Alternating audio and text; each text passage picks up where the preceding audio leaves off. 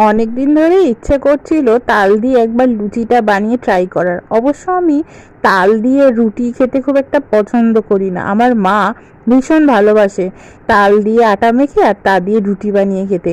কিন্তু আমার তবুও ইচ্ছে না করা সত্ত্বেও একবার সাহস করে দেখলাম যে ঠিক আছে, লুচিটা যখন খেতে পছন্দ করি তাহলে একবার তাল দিয়ে লুচিটা ট্রাই করে দেখি না কেমন লাগে।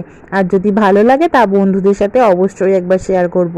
জানি এখন তাল শেষের পথে, প্রায় পাওয়া যাচ্ছে না বললেই চলে, তবুও যদি একবার তাল হাতের কাছে পেয়ে যান তাহলে অবশ্যই একবার তালের লুচিটা ট্রাই করবেন। আশা করি যারা তাল খেতে পছন্দ করেন না তারাও একবার অবশ্যই খেতে পছন্দ করবেন আর খেয়ে অবশ্যই আপনাদের প্রশংসা করবেন।